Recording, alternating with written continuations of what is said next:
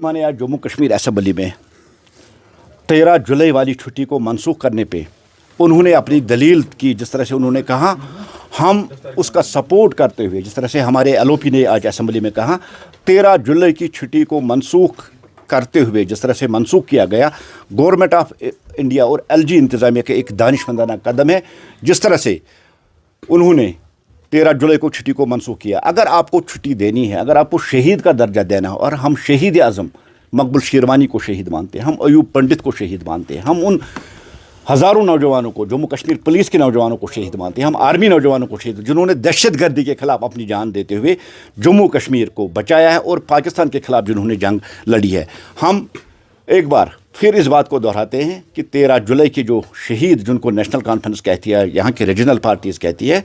जब महाराजा की बात आती है, जहाँ उनको अपनी कन्वीनियंस लगती है वहाँ महाराजा की तारीफ़ें करती है, और जहाँ उनको लगता है कि हम कश्मीरी लोगों को शहादत के नाम पे, इस्लाम के नाम पे वर्गला सकते हैं, वहाँ वो बात करते हैं। जब डोगरा स्टेट की बात वो करते हैं, तब महाराजा को एक हीरो की तरह वो पेश करते हैं। जब स्टेट सब्जेक्ट की बात करते हैं, तब महाराजा को एक हीरो की तरह वो पेश करते हैं। और जब 13 जुलाई जब महाराजा के खिलाफ बगावत होती है, तब वो उनको एक विलन की तरह पेश करते हैं। हम ऐसे दोहरे मियार की मजम्मत करते हुए ये कहना चाहते हैं कि 13 जुलाई की छुट्टी को अगर मनसूख किया गया, बहुत अच्छी बात है। भारतीय जनता पार्टी उनको शहीद नहीं मानती है। हम शहीद मानते हैं मकबूल शेरवानी साहब को, हम अयूब पंडित को, दूसरे ऐसे लोग हैं उनको हम शहीद मानते हैं। हम 13 जुलाई के लोग जो मरे हैं उनको हम शहीद नहीं मानते। देखिए, सजाद गनी लोन साहब का भी बैकग्राउंड आपको चेक करना पड़ेगा कि कहाँ किससे आए हैं। ठीक है, भारतीय जनता पार्टी ने कुछ देर के लिए उनको आशीर्वाद रखा और कुछ देर के लिए उन्होंने और यहाँ तक कि उस दिनों आप देख रहे हैं कि यही सजाद गनी लोन साहब मोदी जी को बड़ा भाई कहते हैं। लेकिन जिस तरह से आज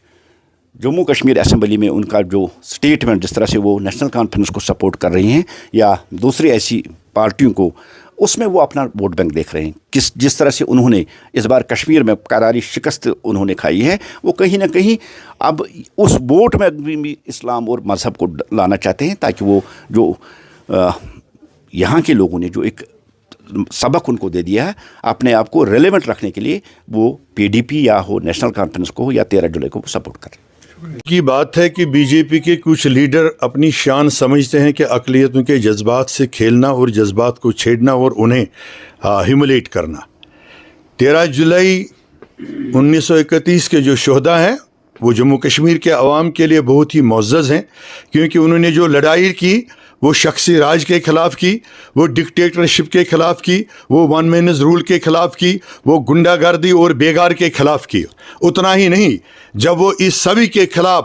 जमहूरी हुकूक बहाल करने के लिए और जम्मू कश्मीर के अवाम को अपने हुकूक दिलाने के लिए लड़ रहे थे, उसी वक्त मुसलमानों का एक सबसे जो बड़ा फरीज़ा है, नमाज का वक्त आ गया और अजान देते देते उनको शहीद कर दिया। उन शहीदों को जिनकी हम याद में 13 जुलाई को ये मुक़द्दस दिन के तौर मनाते हैं। जो भी उनका बयान है बीजेपी के लीडर का, मैं और अपनी पार्टी उसकी मुकम्मल मजम्मत करती है और इस चीज़ पे तशवीश का इजहार करती है कि हम सब कुछ बर्दाश्त कर सकते हैं, लेकिन अपने शोहदा, अपने वर्सा और अपने उन असलाफ जिन्होंने कुर्बानियाँ दी हैं मुल्क की बका के लिए, जमहूरी हुकूक के लिए, और मजहबी अपने अपने हिसाब से हर मज़हब की इज़्ज़त करते हुए उनकी हम किसी भी सूरत में बेइज्जती बर्दाश्त नहीं करेंगे, ना उनकी कोई ऐसी काबिल कबूल हमें बात होगी जो उनके तकद्दुस के ख़िलाफ़ होगी। ऐसे लीडरों को तवारीख़ का मुताला करना चाहिए। उस वक़्त कोई कम्युनिटी फसाद नहीं था, कोई हिंदू मुस्लिम या हिंदू सिख या हिंदू ईसाई कोई फसाद नहीं था, बल्कि उस वक़्त ये था कि तमाम कौमें मिलकर लड़ रहे थे शख्सी राज के ख़िलाफ़। लिहाजा 13 जुलाई के शहीदों का एक तकद्दुस है, एक मुकाम है जो बाकी शोहदा से एक आला मुकाम रखते हैं। हमारी नज़र में हम मुकम्मल हिमायत करते हैं इस चीज़ की कि उनके तकद्दुस को बहाल कर लिया जाए, और जिस भी लीडर ने उनके खिलाफ कोई भी ऐसी बात निकाली हो, कोई भी ऐसा लफ्ज़ बोला होगा, तो उनको पूरी तौर माफ़ी मांगनी चाहिए।